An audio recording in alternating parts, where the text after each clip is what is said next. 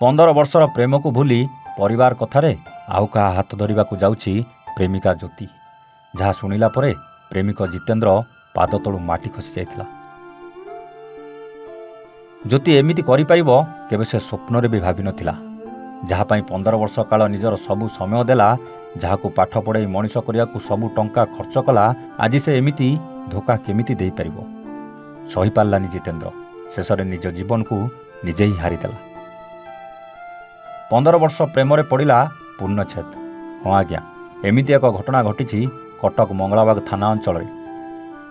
କଟକ ମଙ୍ଗଳାବାଗ ଥାନା ଅଞ୍ଚଳର ଶତ୍ରୁଘ୍ନ ମହାରଣାଙ୍କ ପୁଅ ଜିତେନ୍ଦ୍ର ମହାରଣା ସପ୍ତମ ଶ୍ରେଣୀରୁ କଟକ ମାଛୁଆ ବଜାର ଅଞ୍ଚଳର ଜ୍ୟୋତିକୁ ଭଲ ପାଉଥିଲେ। ଏହି ଭଲ ପାଇବା ଭିତରେ ଅନେକ ସ୍ମୃତି ସାଉଁଟିଥିଲେ, ଅନେକ ଅନ୍ତରଙ୍ଗ ମୁହୂର୍ତ୍ତ କାଟିଥିଲେ, ଅନେକ ମଜା ଖୁସି କରିଥିଲେ। ଏସବୁକୁ ଭୁଲି ଯାଇଥିଲେ ଜ୍ୟୋତି, ଆଉ ପରିବାର କଥାରେ ରାଜି ହୋଇ ଅନ୍ୟ ଆଡ଼େ ବାହା ହେବାକୁ ରାଜି ହୋଇଯାଇଥିଲେ।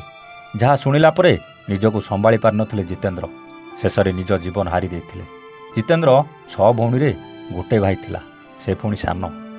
ଗୋଟେ ବୋଲି ପୁଅକୁ ହରେଇ ଛାତି ପିଟି କାନ୍ଦୁଛନ୍ତି ପୁରା ପରିବାର। ଆଉ ଏପଟେ ପ୍ରେମିକା ଜ୍ୟୋତି ଅନ୍ୟ ଆଡ଼େ ସୁଖର ସଂସାର କରିବାକୁ ସ୍ୱପ୍ନ ଦେଖୁଛି। କହିଲେ ଦେଖି, ଇଏ କେମିତିକା ପ୍ରେମ? ଦିନେ କି ବର୍ଷେ ନୁହେଁ, ପୁରା 15 ବର୍ଷର ପ୍ରେମିକା ଯଦି ଏମିତି କରିପାରୁଛି, ତାହେଲେ ଆଜିକାଲିର ପ୍ରେମ ଉପରେ କ'ଣ ଭରସା କରିହେବ?